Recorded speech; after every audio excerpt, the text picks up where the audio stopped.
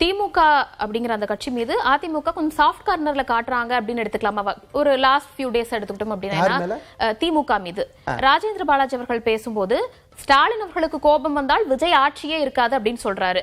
நியாயமா ராஜேந்திர பாலாஜி அவர்கள் என்ன சொல்லியிருக்கணும்? எடப்பாடி பழனிசாமி அவர்களுக்கு கோபம் வந்தால் இந்த ஆட்சி இருக்காது அப்படின்னு சொல்லியிருந்தா ஒரு அர்த்தம் இருக்கிறதா? அவர்கள் தொண்டர்களுக்கு அவர் சொன்னது சரி. திரு கே டி ராஜேந்திர பாலாஜி அவர்கள் சொன்னது சரி. எதனால? திமுக கூட்டணி கட்சி வச்சு தானே இன்னைக்கு தாவேக ஆட்சி ஓடிட்டு இருக்கு.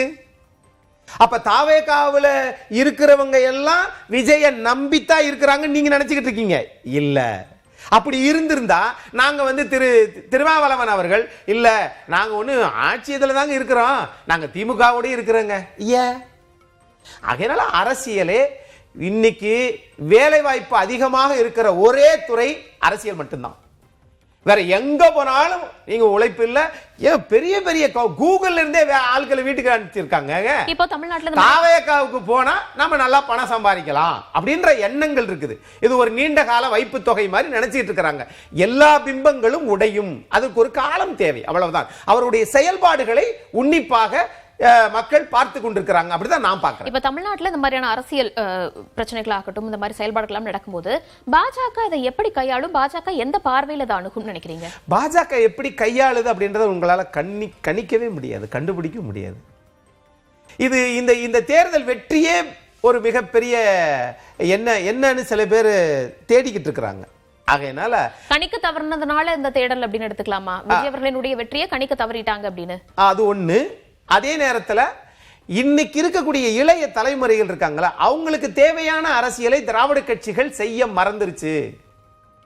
இன்னைக்கு திரைப்பட மோகம், ரீல்ஸ் மோகம், பொய்களை நிறைய பேசி மில்லியன் கணக்கில் பேசினா அவன் பெரிய அவதார புருஷன் நினைக்கிறாங்க. ஆட்சிக்கு வந்துட்டாங்க. திமுகவோ அதிமுகவோ இரண்டு கட்சிகளுமே கடந்த சில தினங்களாக இந்த ஆட்சி கொஞ்ச நாள் தான் நீடிக்கும், விரைவில் முடிவுக்கு வரப்போகுது அப்படின்னு எதன் அடிப்படையில் ரெண்டு கட்சிகளை சேர்ந்த முக்கிய நபர்களுமே பேசுறாங்க.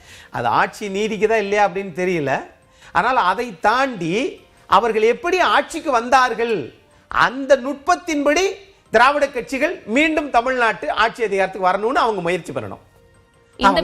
அவங்க இருந்தா என்ன, இல்லாட்டி என்ன, ஒண்ணு இல்ல, இருந்தாலும் அப்படித்தான் நடக்க போகுது, அது வேற விஷயம். ஒருவேளை திமுக அதிமுக இப்படி நினைக்கிறாங்களோ, விஜய் அவர்கள் ஆட்சிக்கு வந்துட்டாங்க, இந்த வெற்றியை நம்ம கணிக்க தவறிட்டோம், அவர்களுக்கான செல்வாக்கு இருக்குது, அடுத்து வரக்கூடிய தேர்தல்களையும் விஜய்க்கு செல்வாக்கு இன்னும் அதிகரிக்கலாம், இதன் மூலமாக திராவிட கட்சிகள் சில வருடங்களுக்கு மீண்டும் ஆட்சிக்கு வர முடியாமல் போகலாம் அப்படிங்கிற ஒரு எண்ணத்திற்கு இரண்டு திராவிட கட்சிகளும் வந்திருக்காங்களா?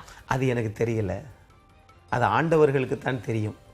அரசியல் கட்சிக்கு தான் அந்த நுட்பங்கள்லாம் தெரியும். ஆனால் தகவல் தொழில்நுட்பத்தை ஒரு 34,000 வாட்ஸ்அப் குழு 2 ஆண்டுகளில் வச்சு அதுக்கு அது நிறைய விஷயங்கள் இருக்கு மேடம், அது எல்லாத்தையும் நம்ம சொல்லிட முடியாது. அவர்களுக்கு ஒரு பரந்துபட்ட ஒரு பொருளாதார சுழற்சி இருந்திருக்கு தாவேகாவினருக்கு. அதை இன்னைக்கு இருக்கக்கூடிய நவீன இந்த கலாச்சாரத்தை கையில் எடுத்துக்கிட்டாங்க.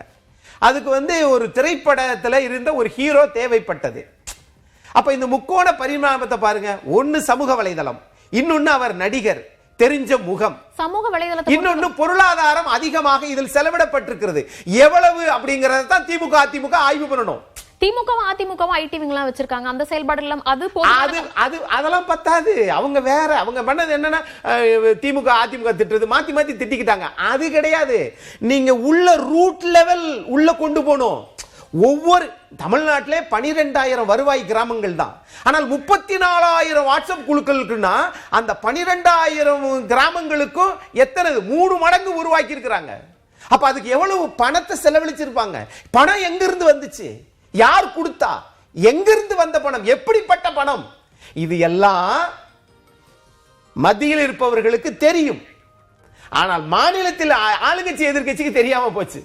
இந்த ஆய்வைத்தான் திராவிட கட்சிகள் செய்யணும் அப்படிங்கிறது என்னுடைய மாற்றத்திற்கான ஒரு வாக்குகளாகவோ இல்லைன்னா திராவிட கட்சிகள் மீது இருந்த ஒரு வெறுப்பின் வாக்குகளாகவோ எடுத்துக்கலாமா, இல்ல எப்படி பார்க்கணும்? இல்ல இது மாற்றத்துக்கானதெல்லாம் இல்ல. என்ன மாற்றம் வந்து ரெண்டு திராவிட கட்சிகள் கடந்த 6 நூற்றாண்டுகளமா கரெக்ட். அது ஒண்ணு. இது என்னன்னா 40 வருஷம் இவர் தாப்பா அமைச்சர், 50 வருஷம் இவர் தாப்பா மாவட்ட செயலாளர், இவங்க பையன் மத்திய அமைச்சர், அப்பா மாநில அமைச்சர்.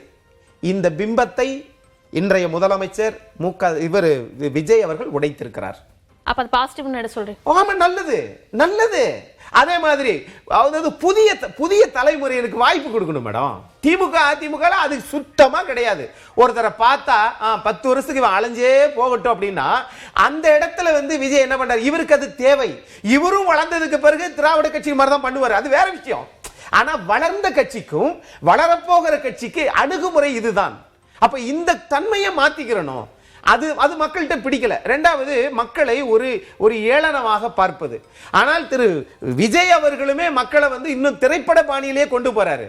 நீங்க 2 பேர் இந்த காவல் நிலைய மரணங்கள் நடந்திருக்குது, அதை பத்தி பேசல, மேகதாது பத்தி பேசல. அதனால நீங்க நிர்வாகத்துக்குள்ள வாங்க. உங்களுக்கு குறைந்த நாட்கள் தான், 4 மாசத்துல இந்த அரசு நல்ல அரசு என்பதை திரு விஜய் அவர்கள் செயல்பாட்டினால் நிரூபிக்கலனா அவரு ரொம்ப கஷ்டம். நிகழ்ச்சியில் கலந்து கொண்டு கருத்துக்களை பகிர்ந்தமைக்கு விருந்தினர்கள் இருவருக்கும் நன்றி. மீண்டும் மற்றொரு நிகழ்ச்சியில் சந்திப்போம்.